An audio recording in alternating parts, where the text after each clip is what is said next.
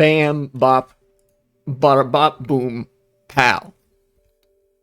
Shout outs to anybody who's seen that. Anyways, what's up? I probably sound a little bit different this stream than last stream. I decided to turn off the upward compressor when I was editing the video segment. You know, basically the whole stream, but I cut some bits out. I noticed there were some points where the upward compressor added some like background noise that wasn't previously there. I think that's a product of me both having like the upward compressor and like the what is it? It's like noise gate and noise suppression. I think there's some tension that goes on between those filters. So for now, I just have that turned off, and just gonna try to speak loudly enough that my mic will organically pick it up, which shouldn't be that big of an issue. But you know, it is what it is.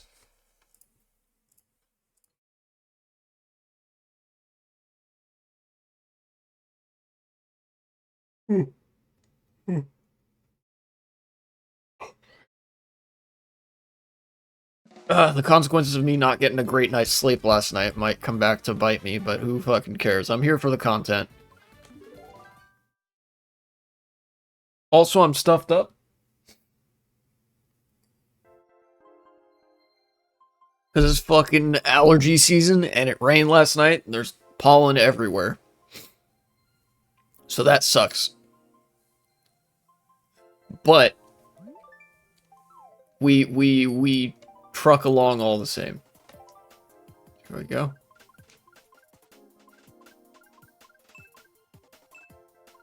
Fuck. Mario. Okay. Fine, whatever. It's like there's nothing to watch. The live stream notification happened. Nice.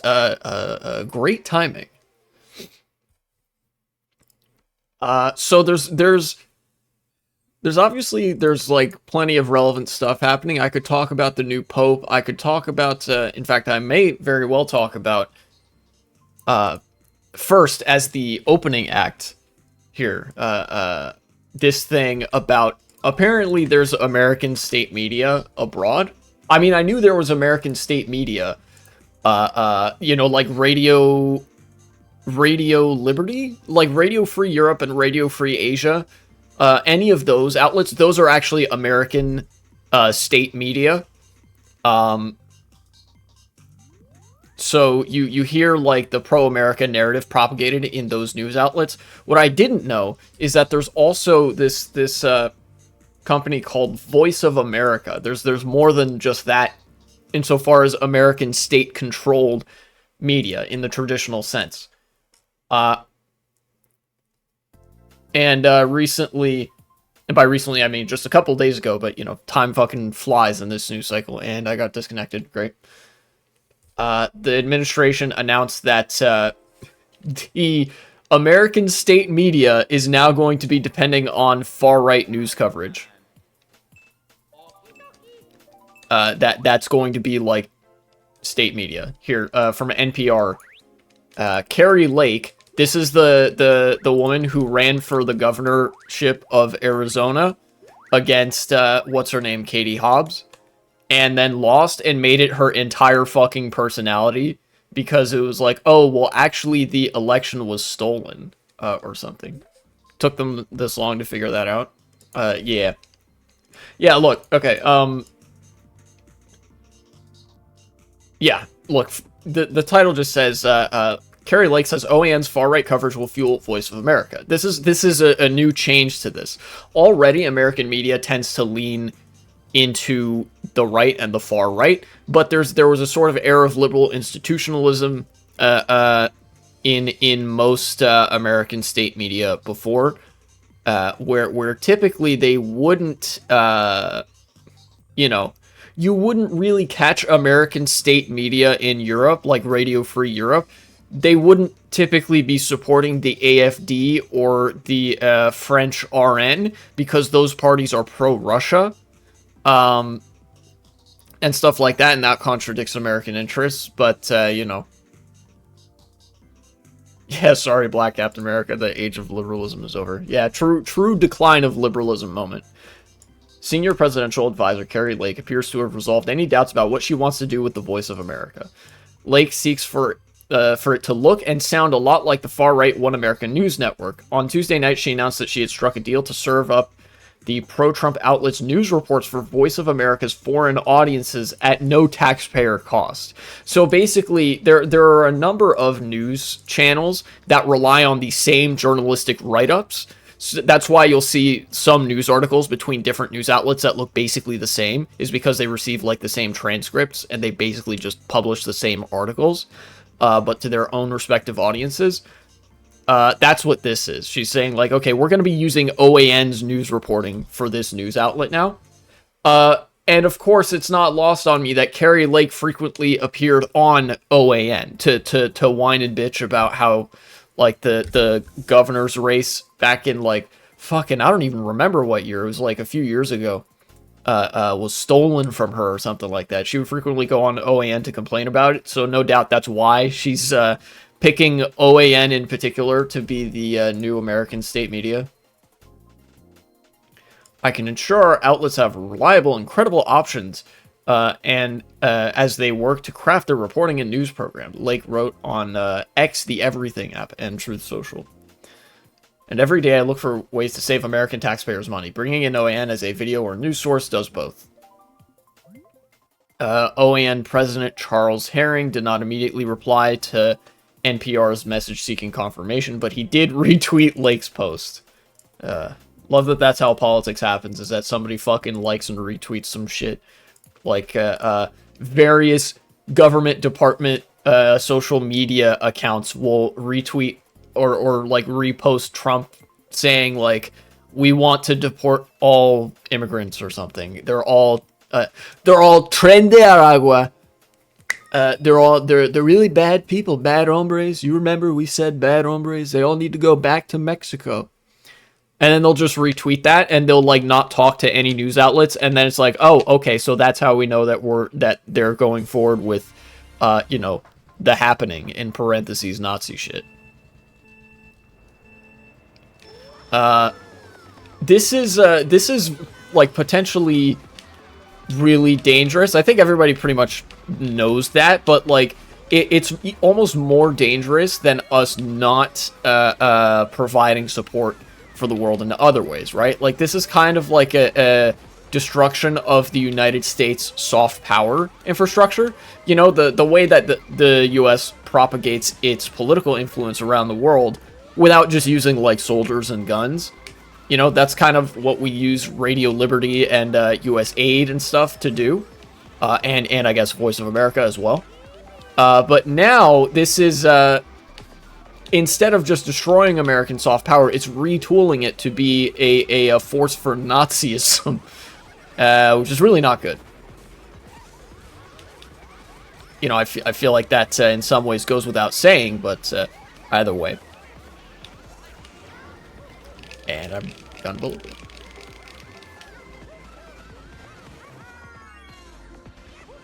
Alright, let's just hope I get a box in last place. Even I could have predicted this would happen. Yeah, for a brief moment, I was actually a little bit hopeful that the government would be so preoccupied with destroying all the artifices of soft power that it would kind of forget that, like, oh yeah, wait, we're also Nazis, so we want to like spread Nazism around the world. But you know, this is them finally going that route. This is the worst of the two options. Although, you know, fascism in America is very familiar with media capture. That's kind of the primary language that they speak, is the language of media capture, social media, propaganda, and like basically lying for fun, smiley face, and to own the libs. The left wants everything good and the right wants everything bad. Yes, I do know that. It's just in this instance, the right happens to be good at acting in favor of wanting everything bad. You know, usually the right does want exclusively bad things, but they're also very incompetent about implementing said bad things. Like they shoot themselves in the foot very frequently. This is an example of them actually acting competently or potentially acting competently to do bad things.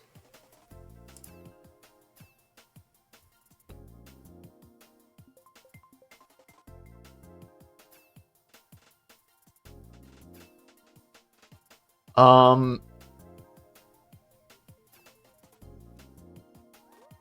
it seems like there's not much else for me to say there. This just goes on to be like, oh yeah, journalists at the organization don't like this. OAN is like extremely sketchy and supported Trump when he said that like, yeah, the election was stolen. Never mind the fact that there are a million lawsuits about me continuing to propagate that misinformation and shit. You know, all the stuff that I kind of already outlined, that OAN is a far-right rag, and that this is a more insidious form of like destroying the international media infrastructure that America has often relied on. So you know, I guess again, like I said, it's a rare instance of the right being competent at being evil as opposed to being evil and incompetent. Which is you know, can get pretty spooky.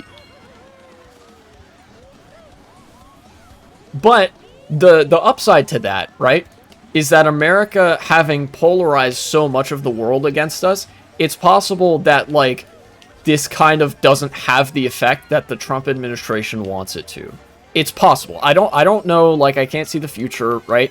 But it's possible that if you know, America having gone Joker mode and having like alienated all our allies and decided to just fucking lean into isolationism and shit, starts being like, yeah, also, let's just have fucking Nazi media in other countries tell people to be pro-America and stuff. I feel like other countries will be polarized enough against America that it could have, like, the opposite effect, you know? Where, kind of like how when Elon Musk supported the AFD, that hurt their political momentum. And when he supported that judge in Minnesota, that hurt their political momentum, and how like increasingly elections have been leaning against the American far right because like people fucking hate America, which is based right now. I could see a similar thing happening with this media outlet with America. What was it? Voice of America. I think that's the optimistic outcome of this. Although it's also possible that, like, even so, it pushes the world further to the right, which would not be good. I feel like I'm a general where I know what they're going to do. I just watching it to see how fast they're doing it. Yeah.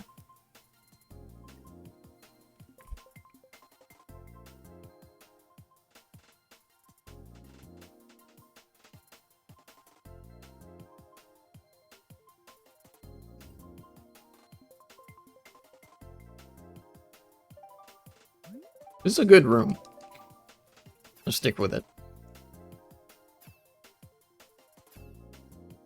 But you know, that's kind of like, God, it's hard not to become desensitized to all this when you see it happening constantly. It's just another brick in the wall of you know, American Nazism. You know, Republicans in America fucking love to scream about how much they're Hitler and want to do all the things that Hitler did. And then they'll whine and bitch when you say, wow, you're Hitler, you fucking suck, you're a loser. They'll like shrivel up into a little shell and start calling you the fucking... They'll do the whole so much for the tolerant left fucking thing.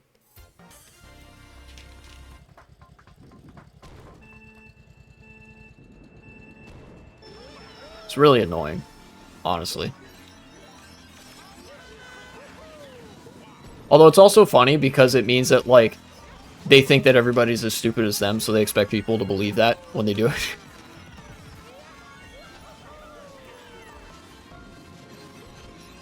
Oh, dude, this person's on the mini beast? That's sick.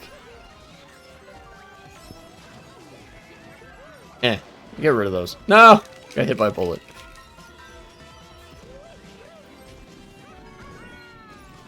I got hit by a bullet. Words spoken by me in Mario Kart and potentially also random American school children. Oh, I got the shock.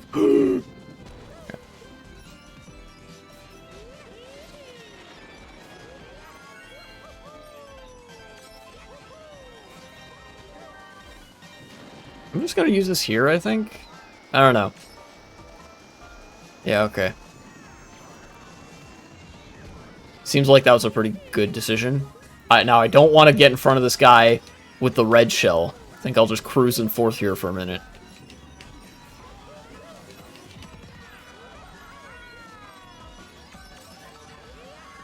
Okay.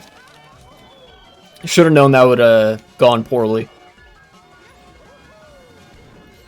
If I get an item here, I might be back in business, in a sense.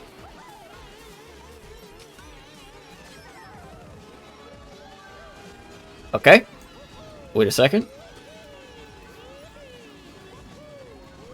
Alright, 6. That's not too bad. For how messy that race was.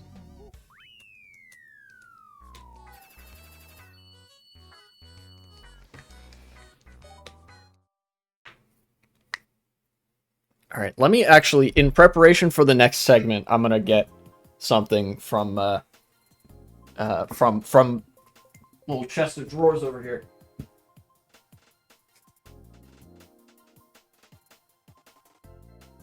I'll just have it ready to go when I want to talk about it. I think I'm gonna do one more race and then I'll get to the namesake of the stream.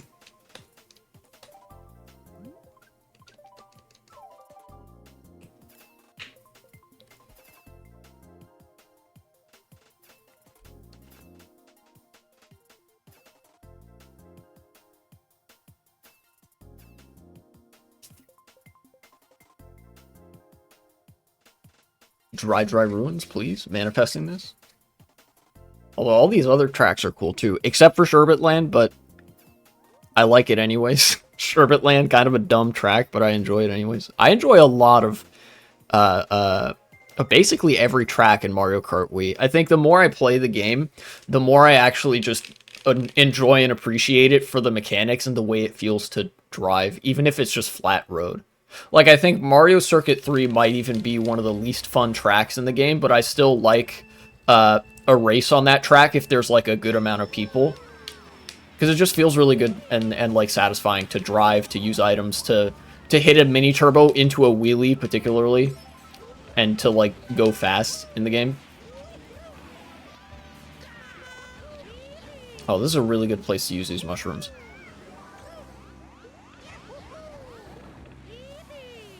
Oh, yeah. See, because that's slightly off-road, it's, like, really, really advantageous to use your mushrooms there. Because that sends you up to regular mushroom speed, but everybody else is still getting this, like, slightly reduced speed because of the off-road properties. Same thing with a Mega Mushroom and a Star as well. You know, since that guy was just in a Mega Mushroom, you actually go regular Mega Mushroom and Star speed, which is a lot faster compared to everybody else who has to go at the, like, reduced, like, frictionless ice road kind of speed. Also Scrub Dodge. Shoutouts to Enmead.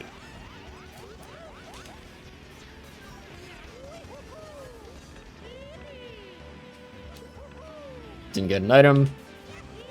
That's okay, there's always a next set. And then this is regular road, you speed up a little bit. Dope.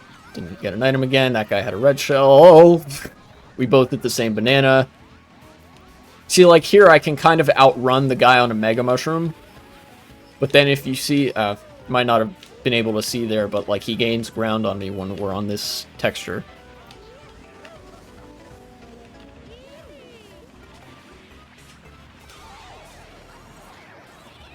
That's a pretty okay spot for that POW to happen. I need, whatever else happens, I really need an item here, and I didn't get one. Okay.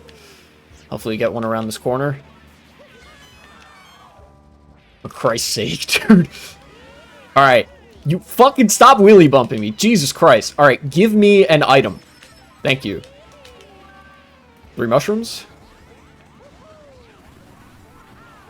Oh, okay. I'm just gonna use this here. Please give me item box. Frame perfect. Oh, this is perfect. I'm just gonna start using this here.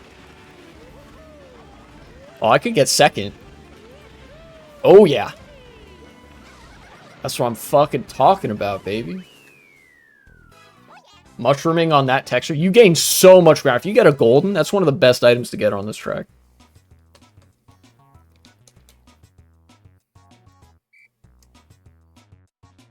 Jesus, I got slapped around that race and I still got second because, you know, I just know where to use items. Alright, now it's time.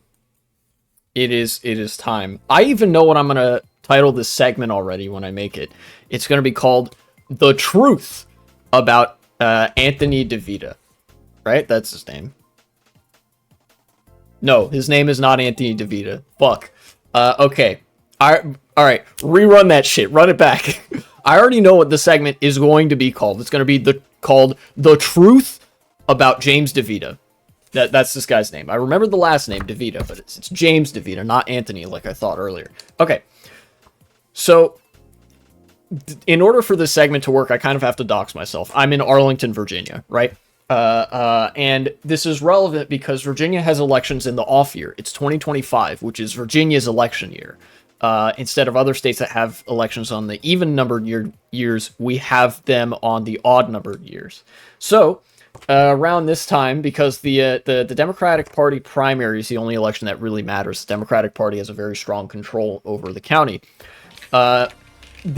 The primary season is really what decides the winner of the election. So that's when all the, like, most intense campaigning happens, right? So you get signs in the local area, you get fucking flyers, you get people going around canvassing, and you get mail brochures. You get, like, stuff in the mail. And this guy, James DeVita, actually came to my house, I think last year, or something like that. He, like, canvassed the neighborhood. That was a really good banana placement. And, you know, he went door to door. It was him, like, it was the actual guy. So credit to him for that. And he talked to us about, like, his platform and whatnot. And so ever since then, we've been, like, aware of him, and we've been seeing signs for him and stuff. And recently, like, I actually wasn't sure how to feel about him because, you know, he is the whitest, suburban-ist looking man that you maybe have ever seen. You know, a lot of his political identity is around opposing something called the missing middle, which can go either way, you know. For those of you not familiar, the missing middle is a joke policy. It is a halfway measure that fixes nothing and pleases no one. Basically, the NIMBYs don't want anything to be built, and the YIMBYs want, like, development to happen. They want, like, apartments to be built and affordable housing to be built and shit like that. And missing middle is you don't build apartments or affordable housing, but you do build, like, duplexes and townhouses, but there's no mixed-use zoning and there's no, like, amenities or public transit. Basically, you just make suburbs with all the problems of suburbs, but, like, slightly more dense. Like I said, it fixes nothing and it pleases no one. Everybody hates it, you know, which is why you'll get like fucking boomers on the homeowners association and like young student communists shaking hands on like the one shared position they have, which is fucking despising the missing middle. Like nobody likes it except for neoliberal bureaucrats who really love to pat themselves on the back when they means test a program so hard that it gives like a $10 tax cut to 5 people, right? That's the context of the mail that I received here. So here's the mail. Actually, I'll go to I don't know if you guys can see that. If you look at my webcam, there's the guy, right? That's his picture, James DeVita. That's him. And then you can see his name there. And then on this flyer, on the back, there's some information here.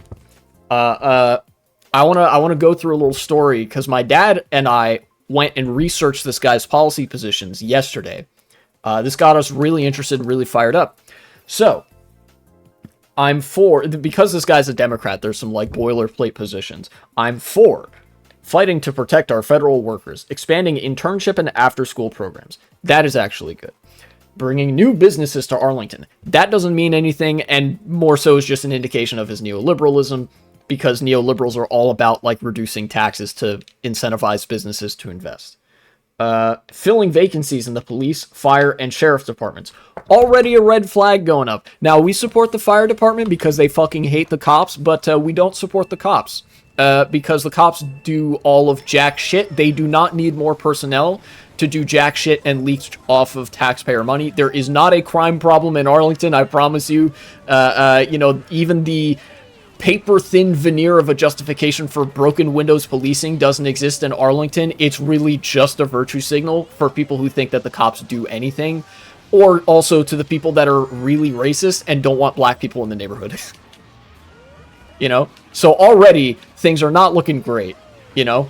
We've got a couple positives, you know, supporting internships and after-school programs, and then we've got, like, one mixed signal, which is opposing the missing middle, and then there's, like, a pretty glaring negative, which is, yeah, support hiring more people for the police department. Fuck the police department, actually. Now, I know I could be, like, not making too many friends with that, but I promise there is a really big punchline to this this whole scenario that I'm setting up here. I just can't.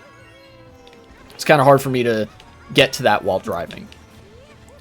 The next one is also a mild positive. More bike lanes and EV charging stations.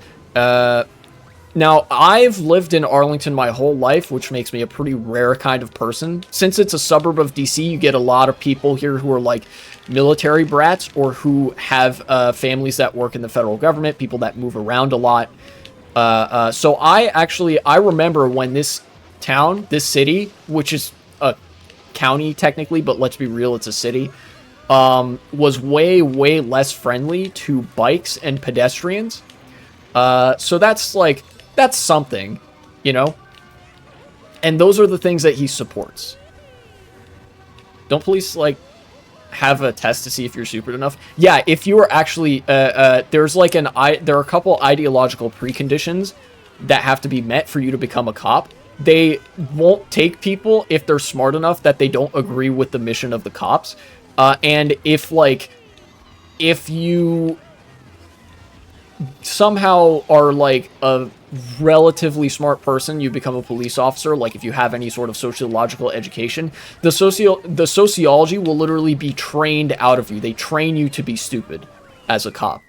Like, I've seen training tapes of how the police are trained to deal with potential, like, dispute scenarios or whatever. They have no de-escalatory training. They're trained to view literally everything as a threat. The only thing you accomplish by putting yourself in the presence of a cop is increasing the danger that you could be shot to death. Basically.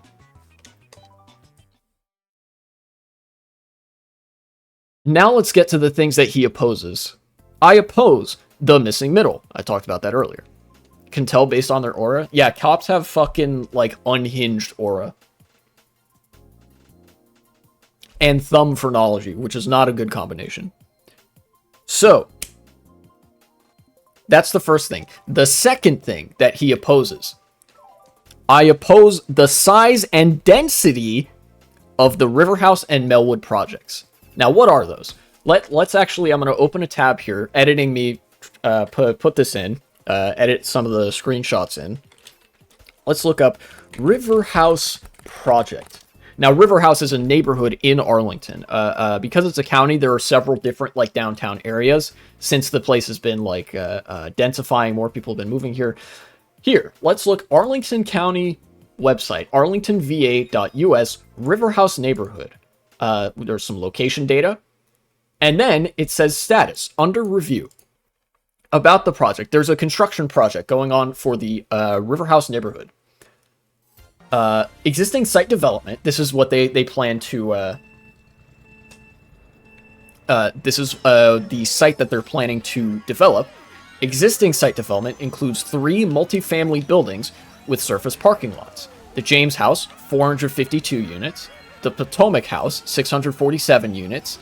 and the Ashley House, 577 units. So we have some apartment buildings there. That's what's in the River House neighborhood currently. This project would propose to keep these buildings. Nothing's being demolished, at least not in the way of residential buildings. People can still live there. Nobody has to move. And rezone the entire site to, what is it? RA615. I don't know exactly what that zoning designation is. Future me, please edit in a little text blurb to you know, say what RA615 means. Local zoning codes are very Byzantine. And construct infill development. Basically, that means build other things on the plot of land where there is space. Via what is it? Phase development site plan. Under the proposed plan, the maximum development potential would be 4,461 dwelling units and 14,000 square feet of retail. That would be approved over time, and it would consist of a new 7-story multifamily building with ground floor retail. So the first thing that they're announcing specifically that they want to build, purely additive, they're not going to destroy anything, they're not going to demolish anything. The first thing that they say they want to build is, yeah, the county government plans to build a multifamily apartment unit that is mixed use and has stores on the ground floor. That's just the first thing that comes up when you look at what they're building as part of this project.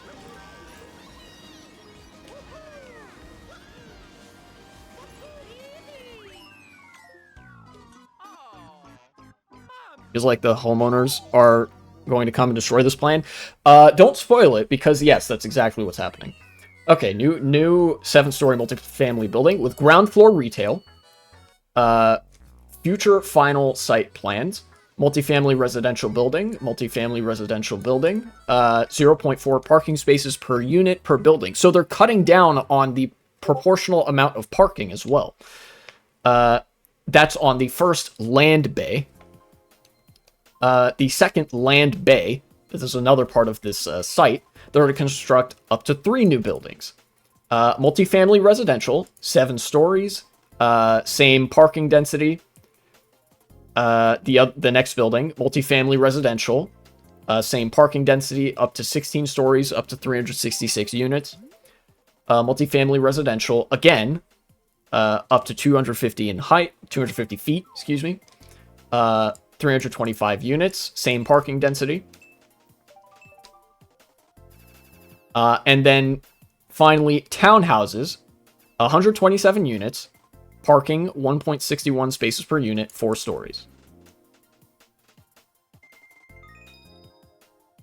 So, to sum up, the River House project, this is the first thing that he opposes, that I take issue with. The River House project is going to build, it looks like 5 or 6 different multifamily housing developments, one of which is townhouses, the rest of which are apartment buildings, and one of them, at least, being mixed-use apartment buildings with retail stores on the bottom floor.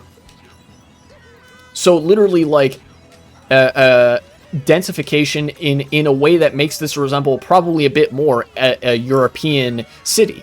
If you look at the area right now, there are those 3 apartment buildings. There is a satellite image provided of the neighborhood as it exists right now. There's currently the 3 apartment buildings, which are not mixed-use zoning. There's no retail. There's no, like, nothing to do there. And there's, like, around it is just typical suburban development. It's just single-family units or potentially some townhouses as well. I think there's townhouses. I remember being in that neighborhood a little while ago. I think we were driving through for something. But yeah, it's mostly, it's actually sickening. If you look at Arlington, as many people as there are living here, it's mostly single-family units, right? So basically, they're not even saying that we're going to destroy, like, existing buildings. They're not even going to demolish anything. We're just going to build more multifamily units with mixed-use zoning. That's the first project. Right?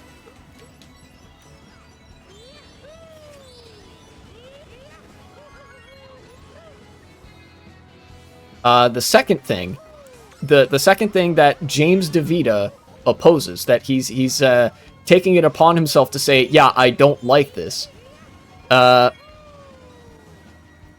is something called the Melwood Project. Melwood is another neighborhood in Arlington, Virginia. And you'll never fucking guess what the project calls for to be built. I'll get to the details in a second, but, you know.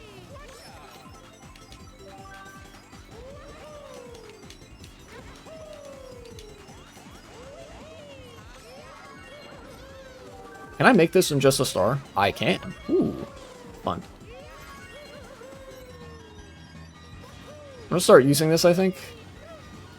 I bet the house owners woke up, heard that, and they're like hell you will. Yeah, and that's what I'm kind of getting at with James DeVita's platform. And I'll go on like a massive ideological spiel about him once I've outlined the details of all the things that he opposes here. You know? And of course, I race like shit this race, but, you know, bear with me.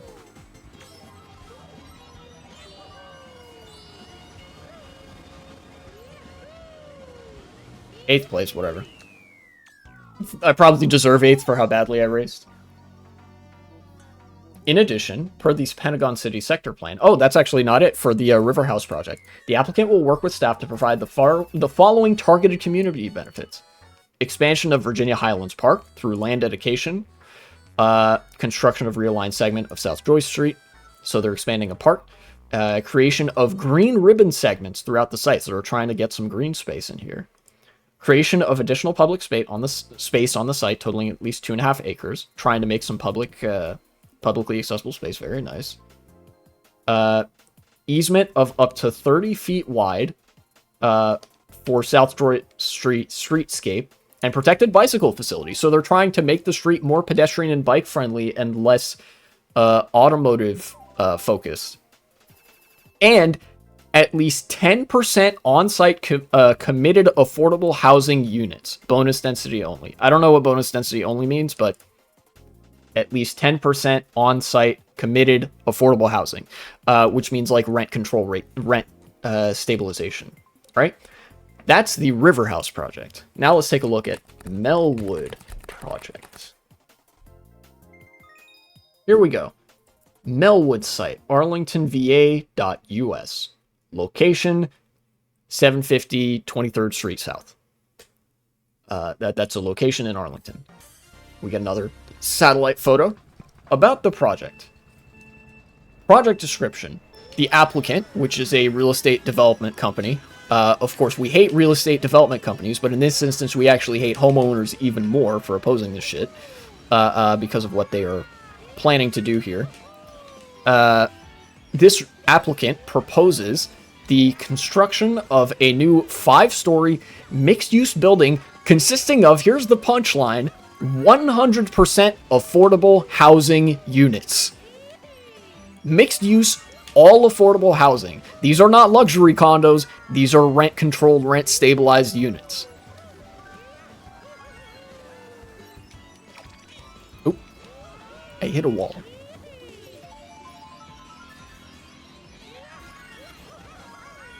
Oops. And get this. Okay, it gets even better. Listen to this thing that James DeVita, local politician running for public office, opposes. Mixed-use zoning, 100% affordable units for low-income families, and ground floor institutional space for a non-profit providing job training for disabled people.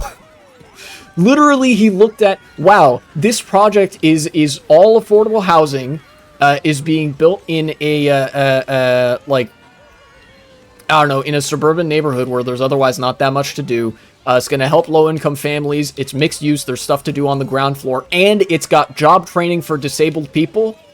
Jesus Christ himself may as well have designed this plan. Yeah, I oppose that. Dog, you're Hitler. partnership between Wesley Housing Development Corp. and Melwood Horticultural. The proposal consists of 105 committed affordable units and approximately 17,000 square foot of institutional space for Melwood workforce development and day services programs for people with disabilities. The proposal has a maximum building height of up to 60 feet, 5 stories, so this is a mid-rise, and incorporates step backs, on the second and fourth floors. The site is located in the Melwood Special Land Use Study area. I see. New site plan request for the construction of a new 5-story mixed use. What is there currently?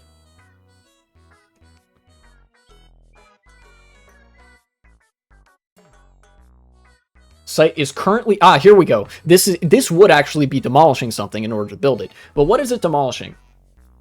Currently occupied by the Melwood Horticultural Training Center. Which is here. Which is housed in the former Nellie Custis School building, originally constructed in 1923 and subsequently added to, and its associated surface parking area. So there's a horticultural training center and parking that's going to be demolished in order to build a mid-rise apartment with job training for disabled people. And like other commercial zoning, I think. Site is bordered by a low-density commercial building to the west, the Mormon Church, and a low-density commercial building to the north, Methodist Church in the east, and a park to the south. Damn, so this is just like a good project.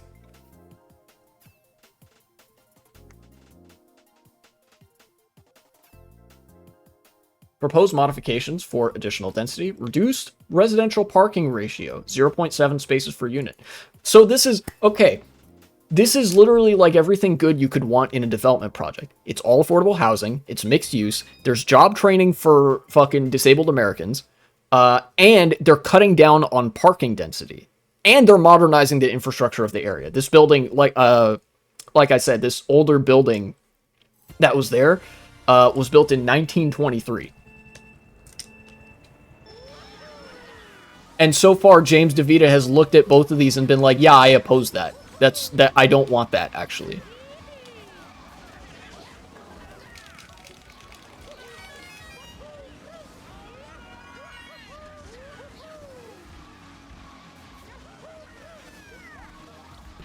Oop. Oh, these are cataquacks. Okay. I thought these were like big Goombas that were reskinned.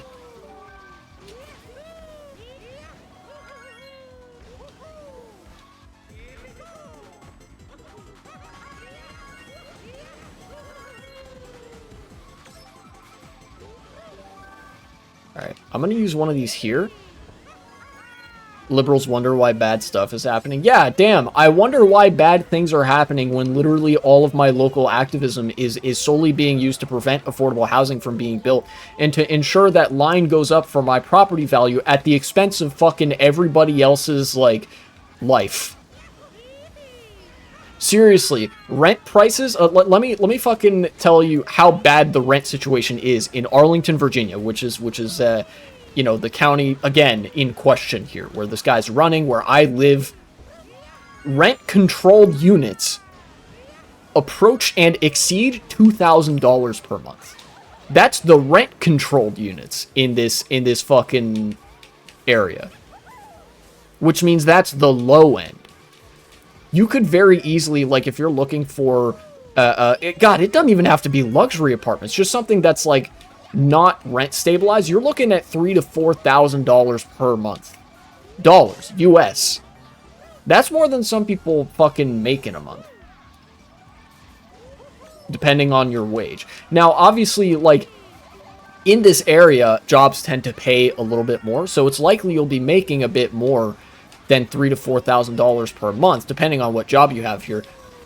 But, like, you realize how insane that is. Even if you're making more than $3,000 or $4,000 per month, how much are you clearing that by? How much is rent going to be the fucking, like, biggest expense in your budget, right?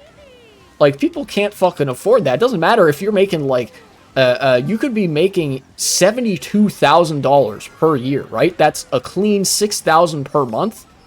And rent is still 50% or more of your budget if you're not in a rent-stabilized unit. Society likes to hide what rent cost is, so it creates conflict. Yeah. And because a lot of wages are measured hourly and not monthly, they kind of hide how much your income is as a proportion of, like, expenses and stuff. It's fucked up. But those are the those are the first two. Those are the first two plans. Now let's get to the third one. So the next thing he opposes, that was all from the second bullet point. The third thing that he opposes is the county board's plan to build the Hotel Pentagon project in Green Valley. Let's look up Hotel Pentagon project. Let's see what that is. 2480 South Glebe Road. Hotel Pentagon site. Location, 2480 South Glebe Road. I already gave the address. Site is currently occupied by the Hotel Pentagon and Comfort Inn Pentagon City. These are chain hotels. The site is bordered by the Zion Church. This is a black church. And warehouses to the west.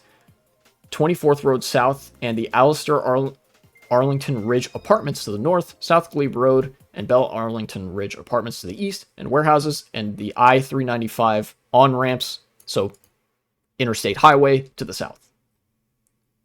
And there's another satellite image. I'll be sure to include all these satellite images in the editing. Project application. Let's see what the details are of this. The applicant, CC Rock Arlington Owner LLC. Again, a real estate company, which we hate, but we hate homeowners more. Thank you. Because whenever, like, the only time homeowners ever act at a local, like, politics level is when a real estate company decides to do something maybe good for once, and then homeowners are like, nuh-uh, not on my watch. All the time that real estate companies are doing bad things, they sort of passively oppose it, but, like, don't actually do anything about it. It's when they decide, like, yeah, what if we, like, got this contract with the county government to build, like, affordable housing units? Then homeowners are like, not on my watch, sir. Oops. Yeah, you must keep the boot on the neck. If you let up, then, the people might realize that life could be better, potentially. Oops. I'm just going to start using this.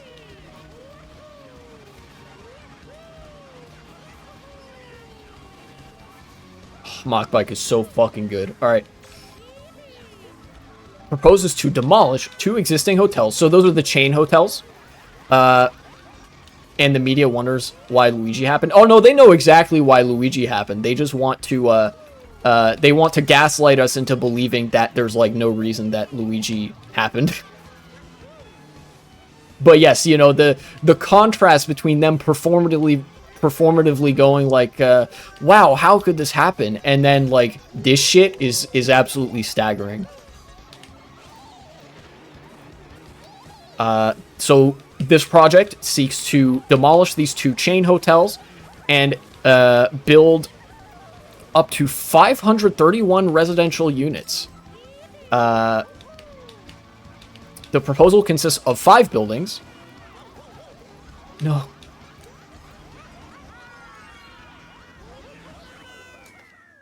Let's see, up to 5 buildings. No. Of 5 buildings, not up to 5. Which includes a multifamily building, wrapped around an above-grade parking structure, a townhouse building, and 3 townhouse-style multifamily buildings. These are, I think, outdoor apartments, if I'm not mistaken. Or they're just, like, denser townhouses. To facilitate redevelopment of the site, the proposal includes a change to the GLUP designation. I don't know what that acronym means. Editing me, please put that on screen. From service industry to medium residential. Service industry is the designation where you would build something like a hotel. Medium residential would be, townhouses and mid-rises. So they're changing the zoning designation to allow for this. And an amendment to the Master Transportation Plan map. Here's the big kicker for this one. To add a new segment of... Wait, no, I thought this was something different. Never mind, ignore that, lefty misinfo. Master Transportation Plan map, they're just editing the streets, basically. To flow a little bit differently. For a second, I thought I remembered it being like, yeah, we're going to put, like, bus stations and train stations. But no, they're not doing that. They're not, we gotta calm down. They're not that base. They're just doing some, like, mildly good stuff. Well, this is more than mildly good. It's a lot more in the way of multifamily housing.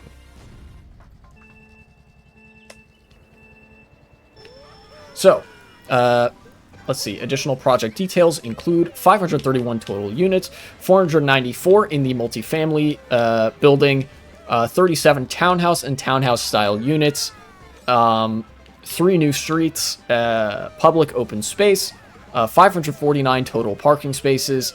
So this one maybe not as great on the parking proportions and whatnot, but still, multifamily housing is multifamily housing, and I will fucking take that because it seems like somebody is finally treating Arlington like the city it is instead of the county that it used to be.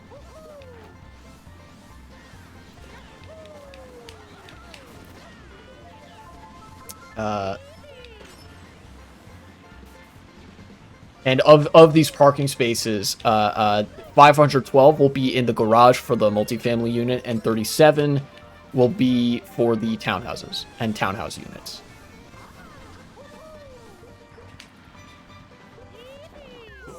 I accidentally got a fucking slip drift, and it fucking messed up my execution of the shortcut. So now, actually, I feel like this is an apt point because those are the 3 projects that that Mr. James DeVita has not only opposed publicly, but literally made it a selling point of his campaign that he opposes them, right? Proposal number 1. Mixed-use apartment buildings with no demolition, 10% of which at least are dedicated affordable housing, right? Project number 2 is exclusively affordable housing that a existing like horticultural building will be demolished in order to build, with a ground floor dedicated to job training and such for disabled Americans. And building number 3, multifamily units that will replace a fucking chain hotel next to the highway.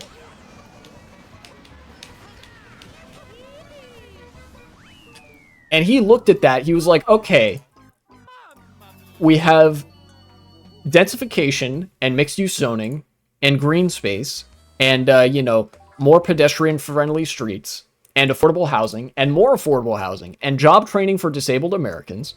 And more multifamily units, getting rid of a chain hotel in the area.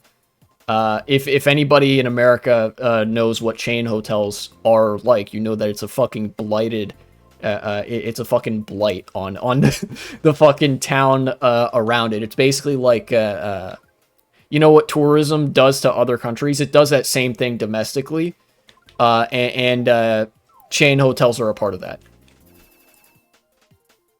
James DeVita looked at all that and said, yeah, no, I oppose that. I don't like that. Like, you might as well, look, you might have actually, like, fucking, the liberals' image of Jesus Christ himself may as well have designed these, like, urban development plans to build more affordable housing and more multifamily units and making neighborhoods more walkable without, by the way, displacing any residents. That's the most important thing. Throughout all 3 of these projects, not a single residential building is planned for demolition. Every single house and apartment that currently exists across these 3 project sites are going to remain intact. They're just going to, where possible, build new ones, some of which have mixed-use zoning, and many of which are affordable housing designation units. And this guy was like, that, yeah, that's bad, actually. I don't want that. I don't want more multifamily units in my fucking city. I want suburbia. I don't want the missing middle. I don't want townhouses. I don't want apartments. I only want single-family homes. Like, brother, you are just Hitler. I feel like most of the ideological spiel that I kind of wanted to give has already been made for this. Like, there was a developing realization. I was looking at this yesterday with my dad. We got this flyer in the mail, and we were like doing research on his phone. He was looking up these projects and like what this guy was about. Like, what is it that he's opposing here? Literally, like, this would go, like, start to fix some of the things that are wrong with Arlington County. Some of the things that have, like, made it harder for me and probably everybody else in the city to live life. Things that have made it, like, hostile to pedestrians. Things that have enabled gentrification. This would start to fix that. Look, part of gentrification, granted, is that there are, like, luxury multifamily units built at a slow enough pace that it just has the effect of pricing out low-income residents. But when you're building enough multifamily units, hell, across all of these, there's something like almost 2,000 multifamily housing units being built. Or excuse me, housing units, not multifamily units. That would be the buildings themselves. There's something like 2,000 new housing units being built just in these 3 projects. And that's like, that actually will have the effect, because they're like big projects in different neighborhoods. This will have the effect of basically increasing the supply of housing. Look, I'm not usually a free market, like, supply-demand economics Andy, but it is the truth that, you know, if you acknowledge that landlords just want to fucking increase the price on you any single chance that they get, then having so much housing that there's, like, constantly, like, availability being created makes it actually harder for them to come up with a viable excuse to increase those prices. If you're a landlord, you're concerned with squeezing your tenants' balls as hard as you possibly can. Jessimer, thank you for the follow. And welcome to the stream. There is actually a point where, as a landlord, there's enough housing. If there's constantly new housing being built, as a landlord, there is a point beyond which you actually can't squeeze your tenants' balls any harder, because otherwise you've got all these properties that you own that are going to depreciate in value because nobody's fucking living there and you're not maintaining them, and you have to incur costs to maintain them. But they're also too expensive for people to move in. There's a push and pull there that leads to the dynamic that if you build more housing at a quick enough pace, the price of housing goes down. It is pretty straightforward in that way. And if you consistently build more housing for a growing city, then pricing will consistently not skyrocket. The reason that prices are so bad in Arlington is because it's all single-family suburban blight, and the fucking contractors haven't built anything because shitheads like this fucker right here, look at this motherfucker, this guy is like keeping housing prices from decreasing. And people like him, other people like him, by opposing new, like, construction categorically, they're keeping the issue exactly the same. Nothing will be fixed if you do nothing, fucking moron. To me, liberals are the extremists. I think everyone deserves human rights. Yeah, this is, like, legitimately the liberal position that this guy is espousing. This James DeVita individual who's running for local office in my city.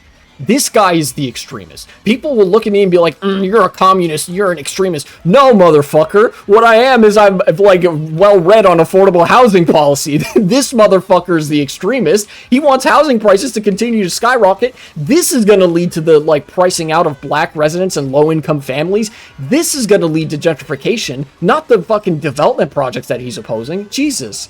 Like, yeah, do they have problems? Obviously, every development project has, like, problems and flaws. And in fact, if there was anything that I could do to these development projects to like, edit them, I would have them, like, basically have less parking, more affordable housing, and, like, have there be more of them, right? Like, those are the flaws for these development projects. But, like, you cannot argue that this would not mean a significant amelioration of the issue here. This guy is just anti-good things if it means that line has to go down for property owners. Guys, I'm gonna fucking hold your hand as I say this for anybody who's like not, new construction affordable housing pilled, like not densification pilled. In order for housing prices to decrease, you actually have to make line go down for homeowners. You cannot decrease housing prices but keep line going up for homeowners. That's part of the fundamental issue. The line going up is like when homeowners see their property values going up. That's just them benefiting from the housing crisis, motherfucker. That line going up, that's the housing crisis. You just benefit from that if you're a homeowner. I'm sorry. And if you try to leverage your influence in politics to keep line going up, you're just Hitler. And I make no excuses for that, for that statement. I make no apologies for that statement. You're just Hitler. Seriously, this shit gets me so mad because there are cities like Los Angeles or whatever that are experiencing a homelessness crisis, and it's plain as day to see that every fucking house costs $1 million, or here $750,000, and it's all single family unit blight, and nothing new is being built, and there's no housing first approach. None of the fucking units are affordable enough for people who are on low wage jobs to afford them. And then NIMBYs will still come out and be like, actually we oppose this new construction. Also, why is there so many dirty homeless people and crime everywhere? Motherfucker, have you looked in the mirror?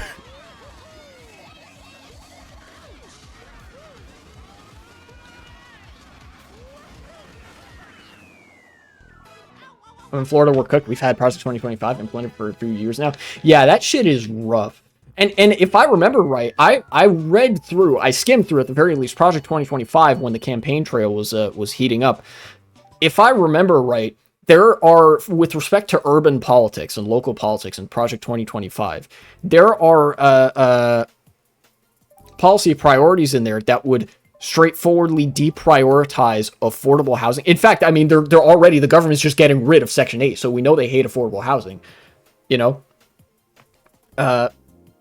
deprioritizing affordable housing and multifamily units, they're focusing even more on white picket fence suburbia bullshit. This fucking guy might as well be a Republican. You are only as good of a political operative as your worst issue. And the nominal support that this guy may have for bike lanes and for federal workers and for after school programs sounds nice and flowery, but that don't mean jack shit if you're furthering the institutional rot of basically residential stagnation, of continuing gentrification, of the worsening of the housing crisis.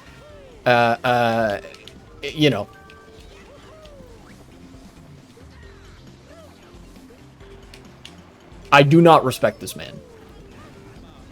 I recently got my ballot in the mail, and this video, I know I've gone off on this video, and people might be wondering, is this really relevant to people who don't live in Arlington? Not especially, I guess. I mean, be on the lookout. Whatever locality you live in, it's important to have a critical eye to look for people like this who will say stuff oh yeah, I support our federal workers, but then they go on to oppose everything that would be good in local politics, right? You have to approach the politics of your area with the appropriate lens. That is to say, with the local politics lens, which means if they support affordable housing, they're probably all right,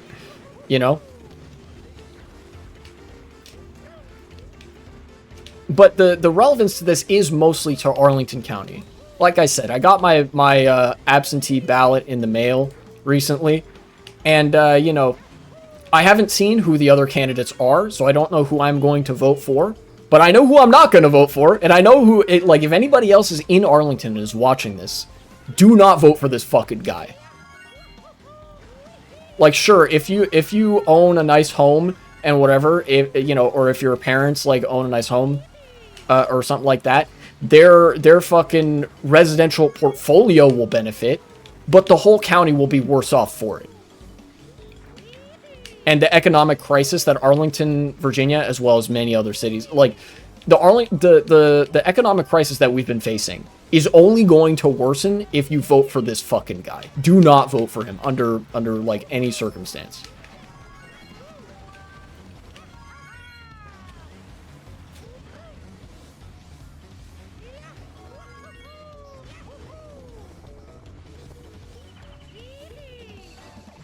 fucking missed the trick.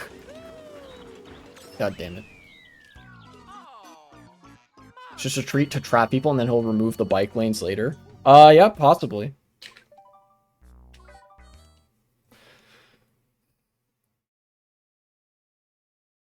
Although Arlington, Virginia has a reputation of being pretty bike friendly. And so far there haven't been any bike lanes that have been added and then gotten subsequently removed.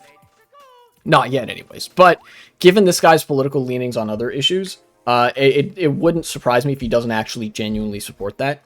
I mean, for fuck's sake, he's electric vehicle pilled, you know? Bro didn't even mention public transit.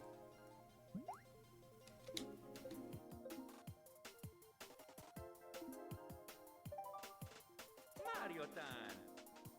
Here we go. Project 2025 Observer. Let's take a look at this. You said Project 2025 has been implemented for the past couple of years. Oh, yeah. Yeah, this ain't good.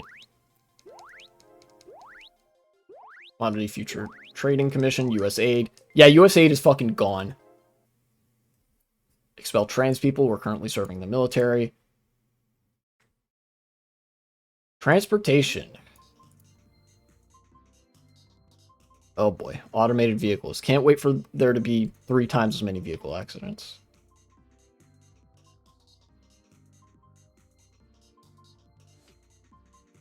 It's so fucking much, dude. The Project 2025 tracker. Just going so fast. And that's a ban. No soliciting. Look, to wrap all this up, don't vote for this guy. James DeVita, do not vote for him. I'm not going to vote for him. We have ranked choice voting, so it's like first choice, second choice, third choice. This guy is not cracking the list for me. He's not even making it to third choice. He's just categorically against affordable housing and like densification. Because that's like Arlington County. Arlington County is a small county. Like I said, it's basically a city.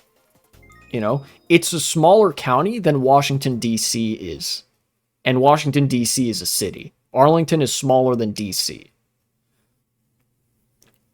And it's high time. Arlington experienced a big explosion of growth in the 80s, 90s, and 2000s, and it's still experiencing that growth because DC has been like a seat of government jobs, and like in the Clinton administration, in the Bush administration, the Obama administration, like whatever, people are constantly moving to Arlington because there's good schools, there's federal work opportunities, right? That's been like the cause for growth in Arlington for a long time, and like. There's no more room to build out. It's full. There's no more room for like suburban infill development or whatever. You have to build up. And this guy's entire political identity is don't build up. Like, motherfucker, what you want is just for the city to die. And what I want is for the city to be livable and to resemble a functioning city. You know, if you wanted a small town, you should move out to a small town where there's like room to build. But, like, nobody wants that because small-town America is fucking dead. You can't keep pretending that Arlington is still a small town because it's not anymore. It hasn't been for decades.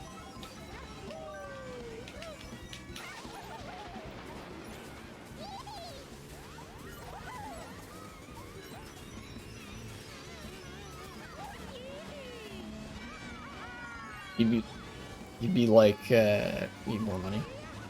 Oh, correct. Keep putting you in sentences, yeah. Anyways, that's my issue with this guy. Again, the 3 projects that he opposes are all multifamily housing developments.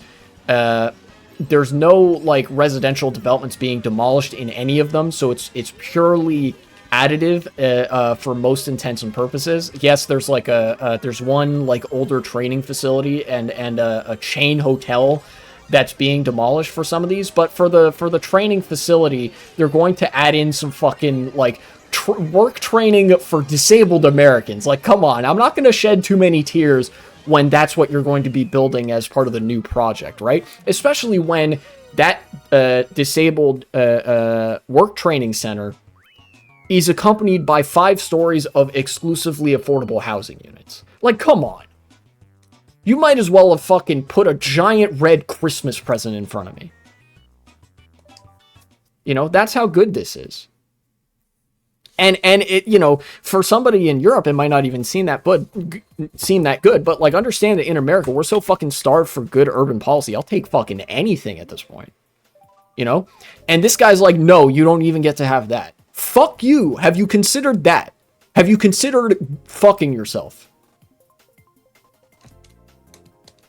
And that would probably require him to take his head out of his ass and to stop looking at his portfolio nonstop. So I doubt if he has considered it. Look, I don't want to indulge too much in the character assassination, but it's clear that I do not have any respect for this guy or his politics. Don't vote for him. I don't want to keep rambling for longer than I already have been. Future me, end the segment. You got a lot of editing to do. Hopefully I get this done before the primaries. All right.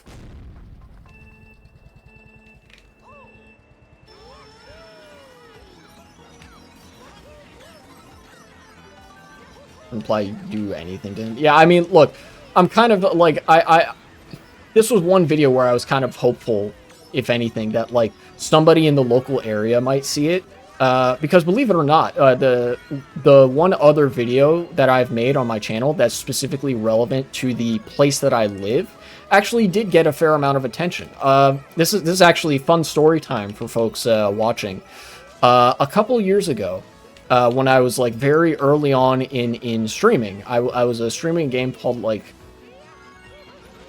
Pokemon Orange Sun or something like that. It was a ROM hack, and there were some high school students that came to my door.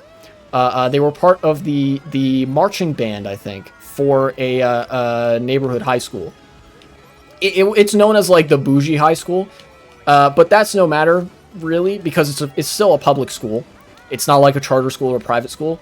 And they said like, hey, you know, do you have some money? We're doing a fundraiser. And of course I'm skeptical of fundraisers. I'm like, fundraising for what? They're like, oh yeah, we need some like equipment and uniforms for this field trip that we're going on. And I was like, is this a school trip? And they were like, yeah. I was like, wait, so the school isn't paying for it? They're like, no, they sent us out on a fundraiser for this field trip. I was like, okay, so this is a school function. It's a field trip. And they're making you pay for it? They're like, yeah. I was like, that's fucked up. I gave them $20. And I told them to like go annoy the school about it, because that's fucking dumb. This is the absolute state of public services and public institutions in the United States. They're literally like, hello, Plunginal, welcome back. They're literally like telling public school students, yeah, we're going on a field trip, but you need to pay for all the expenses. We're not paying for it. Like, what the fuck? What do we pay for schools for, huh? Pay for your goddamn students. I know that they're so up their own ass about having like 50 billion different administrative officers that they pay $100,000, $150,000 a year each. But Jesus Christ, you're a school. Spend some more fucking money on the student body.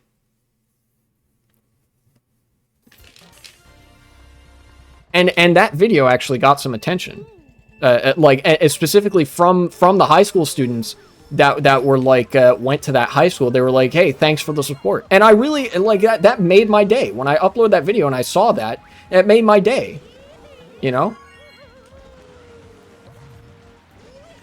And I feel like it, you know, if I did something like that, you know, me talking about James DeVita, this local politics candidate, I felt like even if there's like not a huge chance, there's at least some chance that me talking about this guy could get the attention of some people in the local area and at least influence somebody, you know, not to vote for this guy or to raise like to like hear the arguments that I'm making about affordable housing and shit like that. Because again, I'm well read on the issue. I've read like numerous academic studies about the effects of different affordable housing policies, and what all of them agree on, all the studies that I've read agree that you can't, you know, solve the issue of rents if the housing supply remains exactly the same, and if gentrification like progresses unabated, right?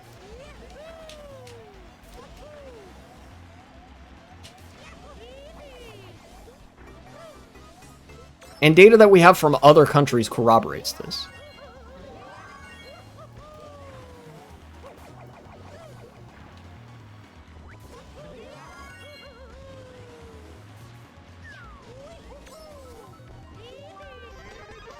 I got mushroom? I'm probably... No, I didn't get a box. Okay.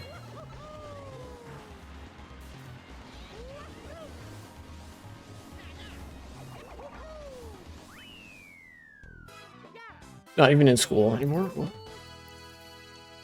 But my brother goes to an online school. I'm not even kidding. He's been forced to fail multiple classes because the teachers aren't grading anything. They're basically permanently on vacation. Apparently school isn't doing shit. The absolute state of American public schools. I'm really sorry to hear that. When I was younger, it was normalized that you would pay for field trips. Yeah, and that's kind of dumb. I don't like that. Because if the field trip is a function of the school, then it should be the school paying for it. The school should pay for the functions of the school. And that's funded by taxes, right? People pay taxes in order to fund the schools. And I have my critiques of how taxes are proportioned in order to determine how much money each school gets. But like, we pay taxes to schools with the understanding, part of the social contract is that if there is an official school function, then that is the purview of the school and will therefore be paid for by the school, because that's what we pay taxes to the schools for. You know, the concept of a public school is that the public pulls their money to an educational institution and they take care of your kids for the day. You know?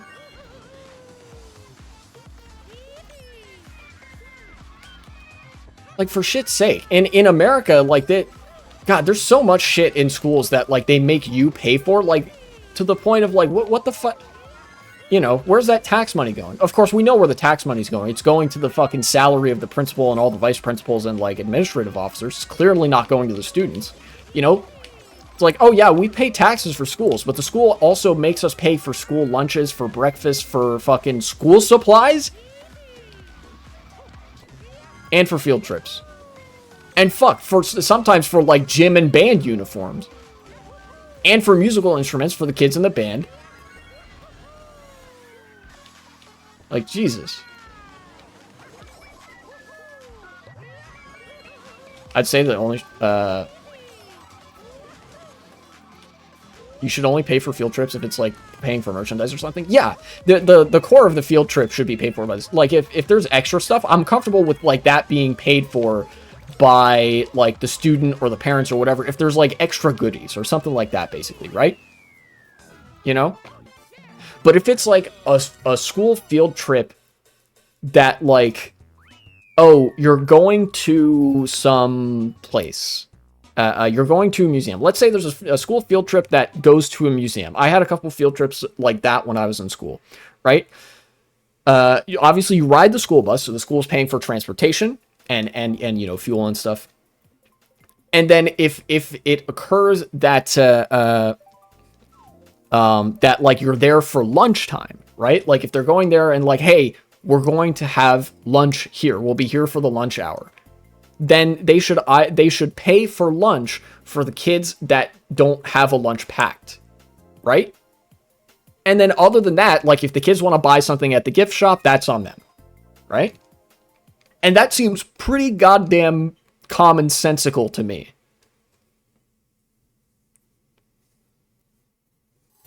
Deadass did a field trip to the fucking supermarket. Classic American school shenanigans. Not a zoo, the fucking supermarket.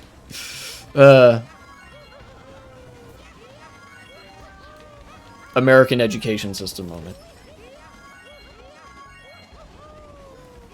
But yeah, you know, there's like, not every single expense should be shouldered by the school, because not every single expense is essential to the experience of the field trip. But the expenses that are the core of the field trip should be shouldered by the school, which then means shouldered by taxes that people pay to the school, right? Like, that's part of the social contract. That's, you know, the concept of a public school is like that, right? Which means that if the marching band goes on a field trip, if the band goes on a field trip, then the school pays for the essential parts of that. If the kids need their band uniforms, the school fucking pays for the band uniforms if they don't have them. Right?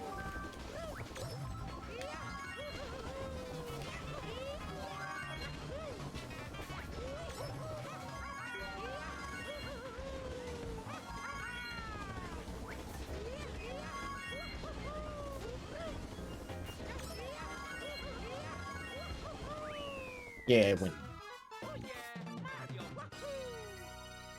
This country's so cooked, man.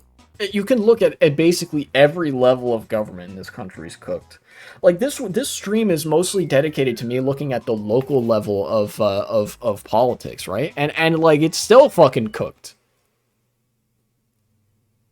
Funny ass memory of middle school I had was one time I basically put in the budget version of group therapy because I drew some edgy Undertale fan art back in like 2015. That's funny as fuck. Draws fucking like fan art of Sans. The teacher sees it. That's it. You're going to therapy.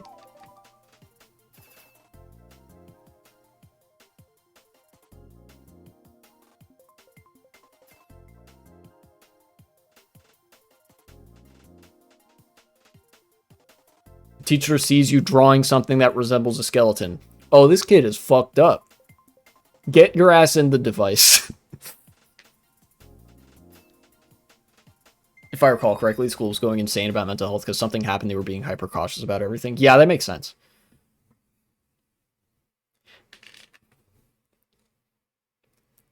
Papyrus. Papyrus, don't come to school tomorrow. Classic Sans. Sans the fucking school shooter. Teacher looks at me like, why don't you respect hierarchy? It's fucked up that people have so many of those stories. God, it like... I got another piece of evidence of, you know, American education being fucking cooked. You know?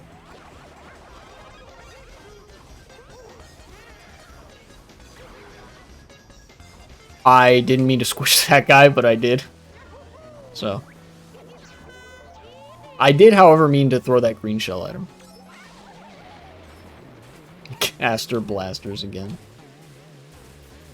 I had a, in high school, early in high school, I had a moment that sort of, I think it contributed actually to my journey down the sort of ideological pipeline of the left. I think I've told this story on stream before, but I figure I'll tell it again, because why not? We're sharing stories about schools being shitty. It was usually the substitute teachers for me that you know, fucking, they really fucking riled some feathers and shit. In my geometry class one time, it wasn't even the teacher that wasn't there. She was there. The normal teacher was there. But I think the TA, the teacher's assistant, wasn't there. So they got a substitute teacher for like the TA. And yes, we did have TAs in high school. I'm aware that's like that's something I think the school could afford that not many other schools could. And it was this older guy, like. Have you ever seen those commercials with Wilford Brimley, where he's got the bushy-ass eyebrows and mustache, and he looks like stereotypical older white guy? This substitute TA kind of looked like that. Except he was also like, I think he was ex-military. He was a veteran or something. Or maybe he was like... I don't remember if it was that or if he was like cosplaying as a veteran or something. He had like the gray khaki and like polo shirt. So he looked to me like what a military veteran typically looked like, right? Anyways, people who are not in America are about to get fucking Nazi Germany PTSD because in America every single day they have you put your right hand over your heart and do the Pledge of Allegiance to the flag. They have you pledge allegiance to the state every morning. Every week, every year, for the entirety, from the time I was in kindergarten to 12th grade, all throughout the K-12 education system, the entire fucking time, every single day of every week, every year of school, each morning, the intercom system would be like, all right, please stand up for the Pledge of Allegiance and you know, put your right hand over your heart. And then, like, we did the Pledge of Allegiance. You know, and I actually stopped doing it sometime in middle school. Initially, it was just to be edgy and different, but there was, even at the time, there was an underlying understanding of, like, you know what, that's pretty bad, pledging your allegiance to the fucking flag of America every morning. Like, I'm not doing that. What if I fucking disagree with America, huh? What then? So, all this context to say that this morning, obviously, this was my first class of the day, so it was the time when they did the Pledge of Allegiance in the morning. And the TA was there, the substitute TA. Yeah, America's had some, like, fucking fascist markers for a long time. And I didn't stand up for the Pledge of Allegiance, didn't say it, just kind of sat there and, like, bored with, you know, with my hand kind of like my hand supporting my face by putting it on my cheek. I was just kind of sitting there looking at my desk. I was like, all right. You know? And this fucking guy, this fucking substitute TA, singles me out and starts fucking talking about, like, in a really condescending tone, about, like, how I'm fucking disrespecting this country or something. Like, that's disrespectful to our troops and our veterans or whatever. And I was like, in the moment, I think I was like, dog, we have freedom of speech in this country. Or something like that. You know? And at the time, there's a little bit of that embarrassment that, like, I'm being singled out by the teacher. Because I usually, like, I'll be honest, I was a little bit of a teacher's pet in high school. And I do not look upon that part of myself fondly, you know? But, like, all this to say, I didn't really get in trouble. So even at the time, I understood there wasn't, like, a good reason for him to be going off on me. You know? And I think I might have said something like that, like, we have free speech in this country. I don't have to stand for the pledge if I don't want to. And then he said something about, like, respecting the flag and whatever. And I was like, in my head, I was thinking, like, okay, who the fuck are you? And the next day, we actually talked loads of shit about that guy. Or not the next day, 2 days after. We had a block schedule, so I didn't have that class until 2 days after. I remember we talked a lot of shit about that guy a couple days after. I felt pretty vindicated by that, but, you know. That guy saying that I needed to respect the flag and respect authority and respect America or whatever, if anything, it only cemented my position that, like, yeah, I'm right not to stand for the fucking Pledge of Allegiance, you know?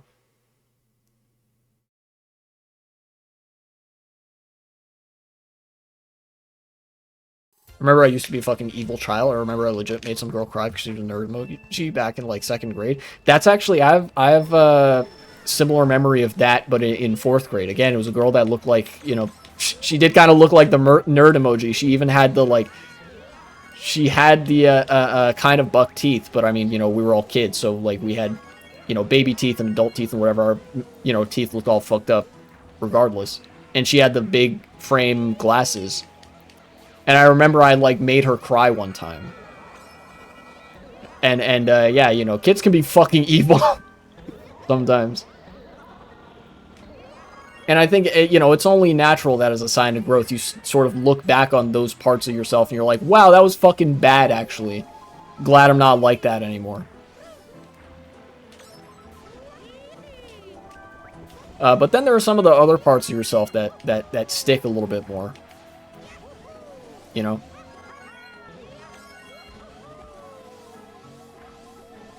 Look at that fucking substitute TA. When I was a kid, I used to get genuinely scared of the dentist. I ended up fainting because of dentist I used to go to, deadass, didn't use anesthesia? Bro, that is a fucking ethics violation. That's what that is. I like the only comparable experience I can think of from my childhood, because I also didn't like the dentist very much. Now I'm perfectly fine with it. Is that there was one time where they used anesthesia and it didn't work. Like they put anesthesia in the wrong spot or something like that, or it wasn't strong enough or something like that. Not that they didn't use it, but that like they didn't quite use it right. So it ended up being a really traumatic experience, and I felt the pain of like getting a diseased tooth out of my mouth or something like that. I had tooth decay. And I felt the whole thing because they put the anesthesia in, I think, the wrong place. But the fact that the dentist just didn't use anesthesia at all, that's like, bro, that's like I'm calling a fucking lawyer. Damn. That's fucked up.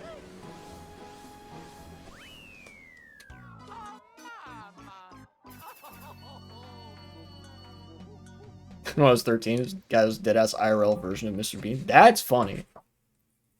The duality of man.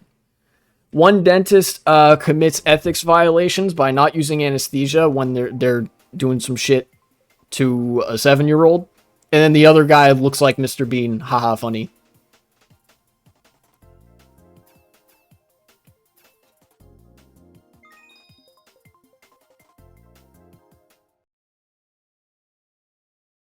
Such a lesson, you basically cured my fear by just being a goober. That is certified legend behavior. Yeah, we support him. It is actually kind of amazing, just like how looking really non-threatening can have a profound impact on like your formative years of being like at the dentist or whatever. Like, you fucking, all right, kid, it's time to put sharp medical implements in your mouth, and I'm not going to give you any painkiller. And then next to him is like, all right, I'm Mr. Dr. Rogers, Dr. Mr. Rogers, and also Mr. Bean. Haha, funny. And then you're like, oh, haha, he has such a funny face. Smiley face.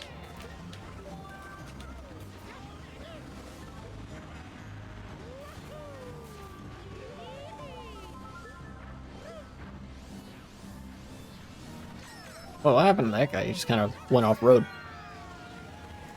But actually, now that I have a moment, I the last couple of streams, it kind of slipped my mind to do so, but somebody followed me off stream, and I want to say thank you to that person right now. It was a Sweetie Rin. I kind of had I may or may not have seen that name, and then at first like had a stroke because I didn't realize like how it was supposed to be pronounced, but you know, we're done with that now. So I now know that's probably Sweetie Rin, so thank you for the follow from the other day. Or in fact, 8 days ago. Jesus. Sometimes I lose track of time. I just didn't want that to go like completely forgotten. I usually like to say thank you to everybody. First time I ever broke a bone, I didn't want to break it again because I got a superiority complex from being in a wheelchair. Damn. You and I had very different experiences with broken bones. I didn't break many bones as a kid. In fact, I think I only ever broke a bone like once or twice. The time I did, it was actually because of a stress fracture in one of the growth plates of my foot. From going up and down stairs repeatedly. I went to a big high school. In fact, the high school I went to actually had a larger student population than the college that I went to. It was that big. And it was a 4-story building. So I had some classes on the second floor, some on the 4th floor, some on the 3rd floor, whatever. I'd constantly have to be going up and down stairs. And then the cafeteria was on the bottom floor.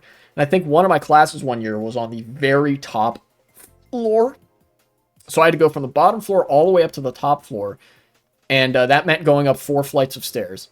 And my backpack was heavy as balls because you didn't have enough time between classes to actually go to your locker and to exchange things out of your locker. I never used my locker, never even knew where my locker was. All 4 years I was in high school, I just had a big-ass backpack and hauled all of my stuff all the time. So in, I think, junior year... No, not junior year, sophomore year. It was actually different. I think this was not the year that I had a class on the 4th floor. Sophomore year, I had to go to... I remember one day I was in... It was actually a class that I quite enjoyed. It was world history, ancient world history, from the beginning of human civilization up to the year 1500, right? Obviously, there was a lot of holes in how the class was taught because it's high school and that's like a massive amount of time to cover, but there was mostly going over the basics. And I remember one class, my foot started to hurt, right? Like I remember, getting to the class already, something was kind of clicking in my foot, which was not a sensation that was entirely foreign to me. Like sometimes it happened that I just kind of stepped on something wrong and it made this like clicking sound and whatever. Kind of like when you crack a knuckle, but it wouldn't stop. And then when I sat down, it felt like something was hurting whenever I put pressure on my foot, right? And I was getting increasingly uncomfortable and like adjusting in my seat. And eventually it got bad enough that I had to raise my hand and kind of interrupt the flow of class, be like, hey, Mr. I don't remember what his name was, but like, can I go to the nurse's office? I think I hurt my foot or something. I'm really not feeling too good. And, usually I think I had an experience that like teachers tend to be really skeptical whenever a student just asked to go to the nurse, but I think you could see that something was genuinely wrong. So he's like, yeah, sure, go ahead. I went to the nurse and it like legitimately started feeling fucking excruciating when I was going down the stairs. I think, in fact, there was a girl in the class that actually helped me down to the nurse's office, if I remember right. I had like mini crushes on like most of the girls in school. And looking back on it, a fair few of them probably had a crush on me, but I was dumb as fuck, so I did not know. But she was real nice to me, and she helped me down to the nurse's office. And it like by the time I got to the nurse's office, I legitimately was like almost hopping on one foot. It was bad. So I got onto the the clinic bed and whatever. And the nurse like did some rudimentary testing of my foot, just applied a little bit of finger pressure to certain areas of my foot. She was like, okay, yeah, something's really wrong. I'm gonna and she was like, do you feel like you can go back to class? And I was like, I'm gonna be honest, no. And she said, okay, I'll call your parents. And then I ended up having to go to the podiatrist. It's the foot doctor. But like I had to go to a specialist. They took an x-ray of my foot, and there's a little plate in your foot. That is it's called a growth plate because it's one of the bones that is the last to reach its full size and like connectivity with other bones in your foot. And it had a fine fracture in it. It was a pretty clean looking fracture, but it was very fine. And it apparently it had like snapped or something. And the doctor said it was likely due to repeated stress, which means I had broken my foot from walking up and down flights of stairs with a fucking 50-pound backpack on my back. And bear in mind, I only weigh like 120-something pounds now. I would have been like 110 in high school. So I'm carrying something that's like well over a third of my weight every day. And then like... So as a result, they put me in... I don't think I used crutches. I don't think I ever used crutches because I was like, that would be really uncomfortable. They put me in a basically like a surgical boot, kind of. It was like very like padded to make sure that as little pressure as possible was being put on. Actually, no, I think I did use crutches. I had that boot and I had crutches for a couple of days.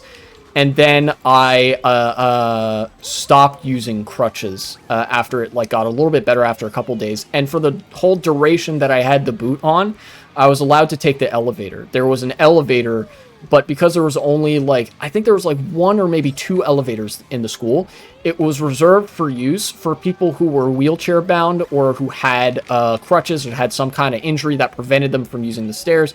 So I was excused from gym class and I got to use the elevator, did not have to contend with the stairs until my foot was better. And if you can believe it, since then, I had 2 more years of high school after that where I was going up and down stairs repeatedly. I actually never broke another bone in my body. That was legitimately that was the last time that I broke a bone.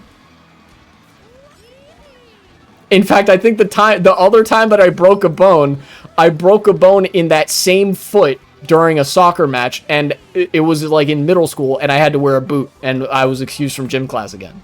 Although that time it wasn't broken so bad that I couldn't use the stairs.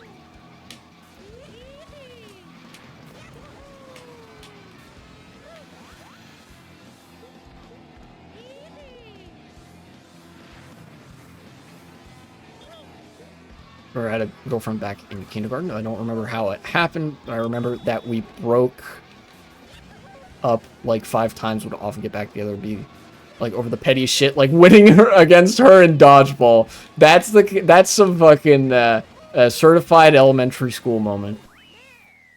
Will you be my girlfriend? Yeah. And then you fucking go hog wild in dodgeball, and she's like, "Wah, you meanie. I don't want to be your girlfriend anymore." And you're both like, "No." And then you're like, "Okay, never mind." That's really funny. I looked through some of these messages. I was younger. I didn't know people didn't mean what they said. So when one kid told me they were going to kill me, I was like, "Oh."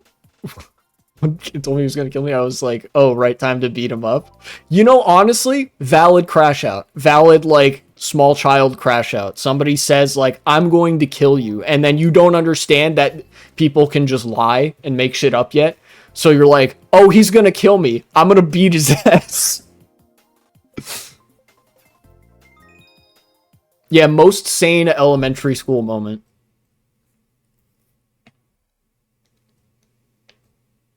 Broke a bone. Broke it because I...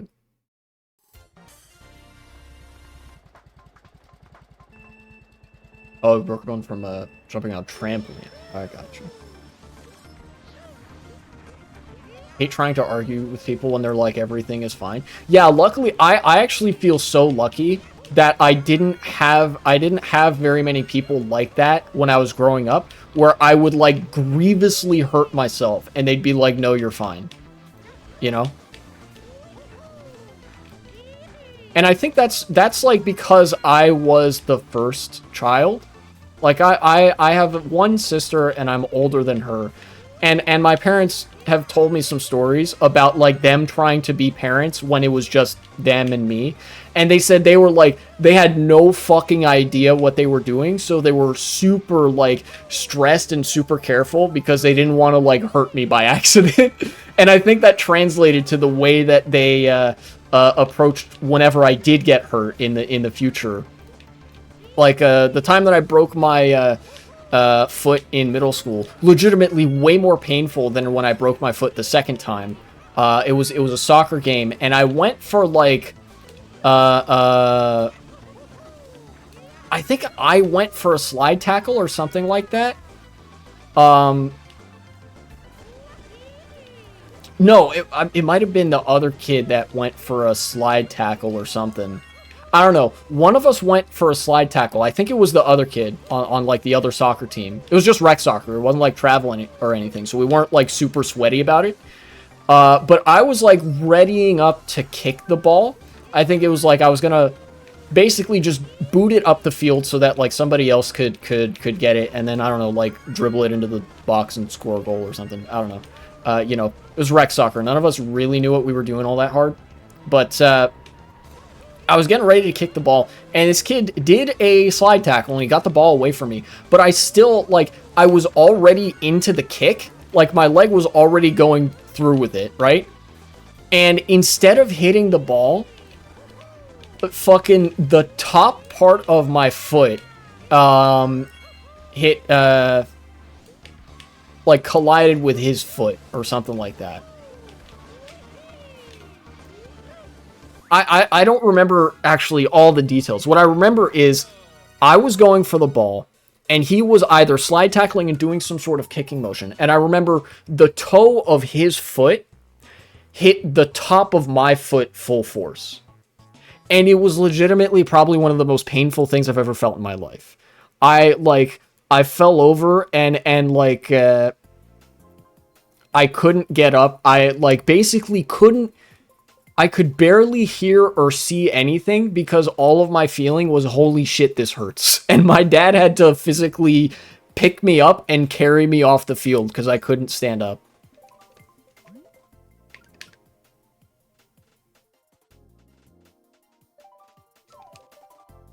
And then like the day after, and then, like I wore a boot for like a week and then I was fine.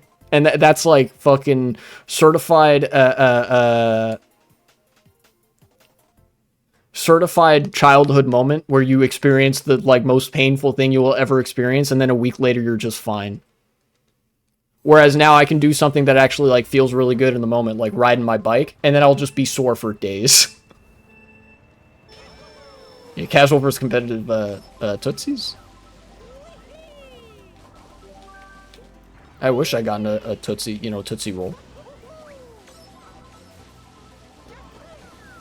One time my dad was arguing with me. I wasn't sick. I lost. And when I went to school, I immediately puked. Damn.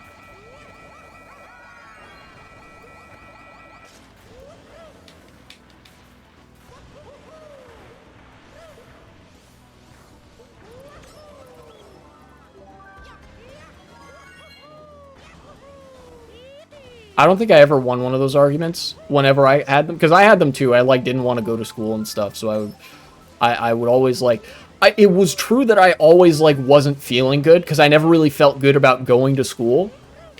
But it was always like not something where like I would be running a temperature or anything like that, like running a fever. Thankfully, that never happened where I, like, actually wasn't feeling good, and then, like, they said, no, go to school anyway, and I just fucking die when I'm at school or something.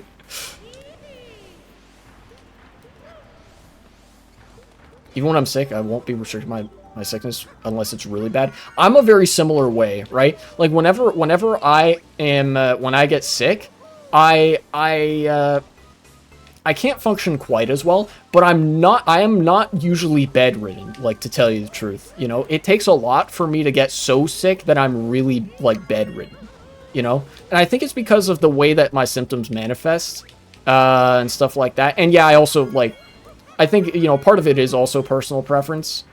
It feels like shit to just not be able to do anything. But, like, I don't usually run a fever. If I have a fever, then something's really wrong. Like, my body temperature doesn't fluctuate that much. You know? Like, usually, if I ever run a fever, it'll be, like, 99. Or, like, approaching 100 flat, right? My internal body temperature is slightly colder than normal. Like, you learn that internal body temperature is 37 degrees Celsius or 98.6 degrees Fahrenheit. That's not the same for everybody. My internal body temperature is, I think, a full degree Fahrenheit lower. It's about 97 point something degrees Fahrenheit. Like, that's my normal body temperature. And for a lot of people, that's also the case, where they just have a lower body temperature than normal. I don't know. And that leads to me not getting fevers all that much.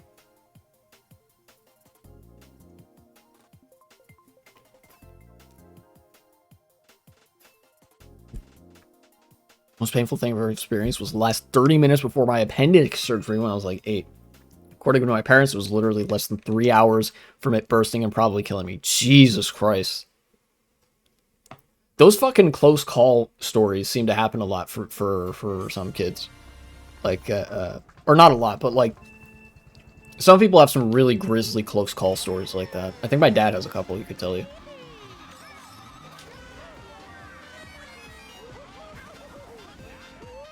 I was in, I think, second grade. I remember, broke my finger and didn't even give a shit about it. Didn't even tell anyone until the end of the day because it was just more annoying than anything. Certified kid moment where it's like, ow, I broke something. Oh, well. It'll be fine, I think.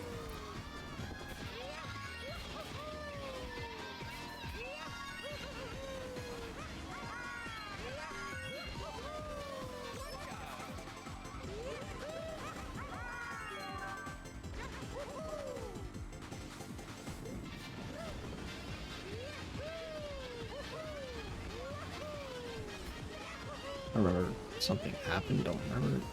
Don't remember the deal. It was like a 50-50 chance, but I was like, that just happens, bro. What? I don't fully understand. That might have been another autocorrect moment.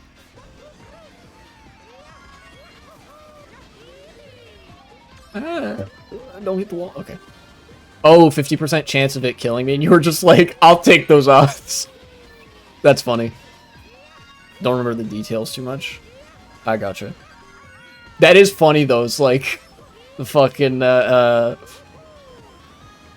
it's like that scene in, fucking Star Wars The Mandalorians. Like, the 50-50 chance that I die from this. And then you're like, I like those odds.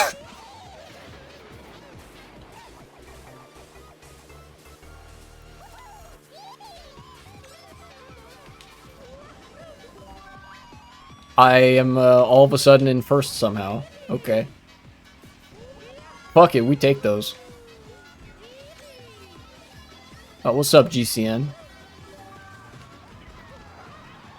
Oh no, I fucked up the POW dodge. I got the brake timing right, but I didn't get the POW dodge.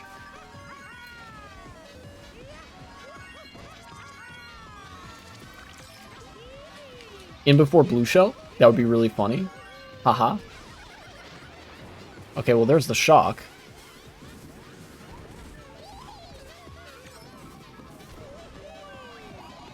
Well.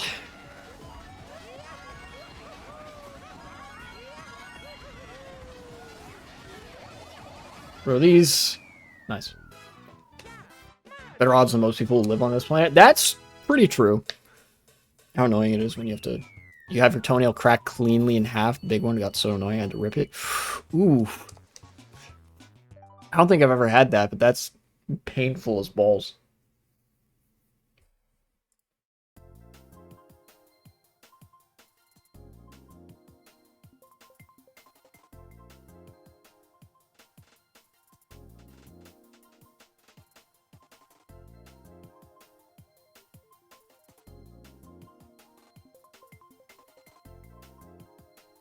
Crack my toenail kicking something too hard. Ah, okay.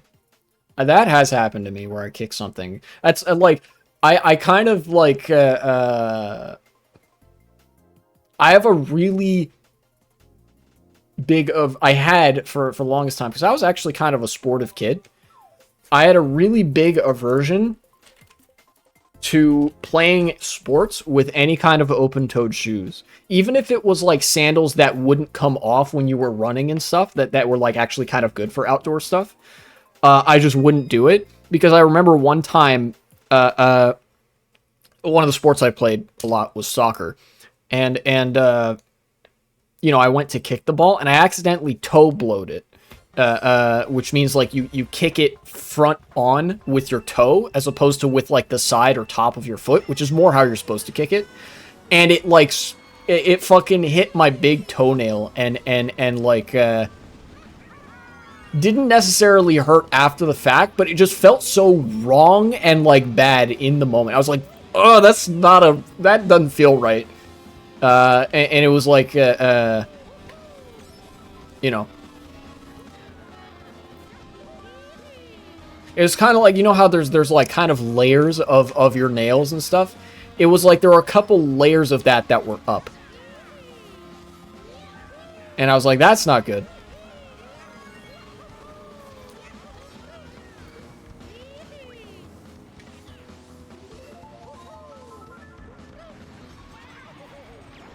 Oh, he's holding a star? Holy shit. Alright, he's got first basically on lock. Shoes aren't meant to make me stronger, they're meant to protect me from myself. That's facts. Protect you from yourself and whatever fucking horrid diseases are, you know, I don't know, on the floor.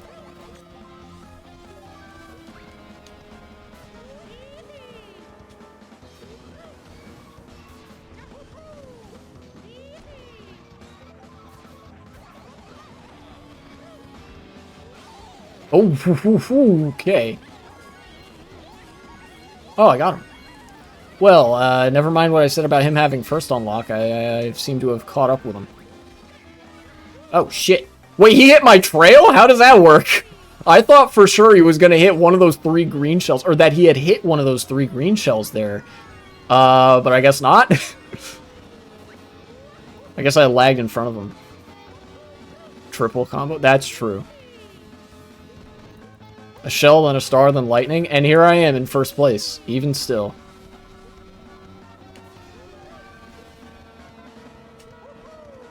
Why is he doing that? You can't do that, Shroomless.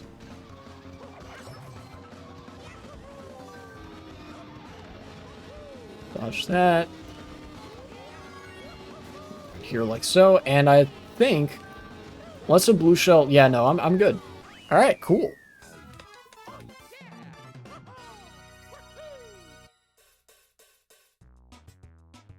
Yay. Do nothing, win. Truly the President Xi of Mario Kart races. I'll do one more.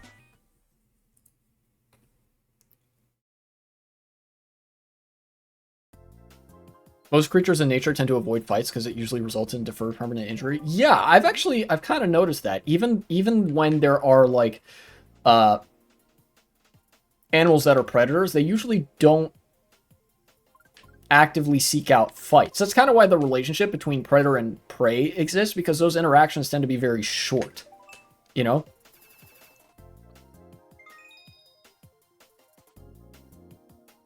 Like, in order for an animal to be a predator, they have to be big enough or strong enough that they can just kill something in a couple of seconds.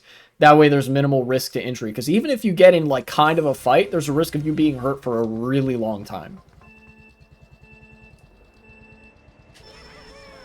When they don't have the upper hand, they just choose not to fight. Yeah, I've seen videos of that, where like, there's, you know, a lion will, like, fucking go for it, but then they, like, seems evident that they're not going to get, like, a very one-sided kill, and they kind of back off, you know?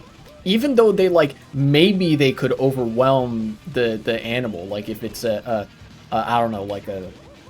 Not a stag, it'd be like a... You know, something. It wasn't an antelope, I remember that, because antelopes just run, typically. But it was like, you know, even though it maybe could, it figured maybe I shouldn't, you know? Just kind of walked away. And that makes sense.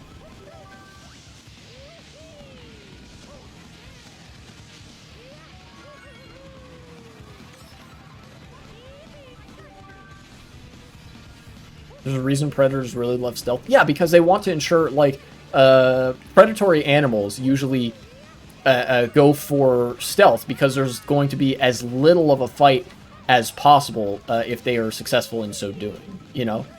They don't want the fight to be prolonged. It's, in fact, often it's herbivores. It's a lot of, like, herbivores and animals that don't really eat other animals that have the big, bulky kind of builds that are built like tanks. They're like designed to get in a fight and win, right? Like rhinoceri, and if you look at you know, some records we have of old dinosaurs, the not stegosaurs, triceratops, and those kinds of animals, you know, that are plant eaters primarily, but could potentially come under some kind of attack from predators. It's like designed to prolong the fight so that predators like are less likely to just go for it.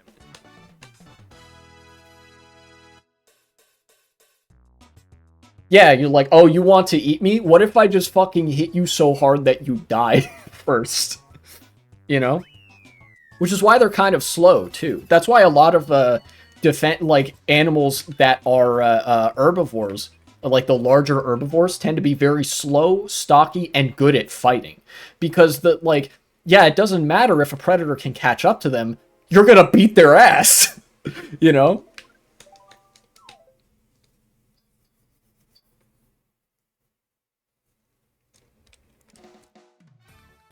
That was a good stream, I think.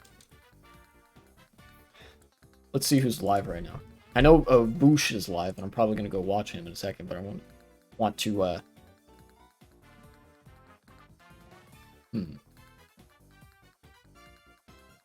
Let's see. Melee grind with shit. More predators and stories should act like Starscream from Transformers. I haven't seen Transformers, so I wouldn't know.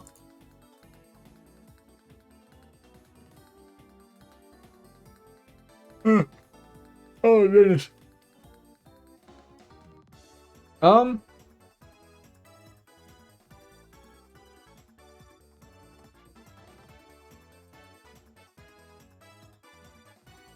Yeah, I guess I'll raid Cody. He acts like he has everything under control, but anything slightly goes bad, he just runs away. The average predator behavior. Yeah, let's raid Cody Schwab. The typical channel raid. Once again, thank you to Jesse Murph and Sweetie Rin for the follows. I'll see you guys next time.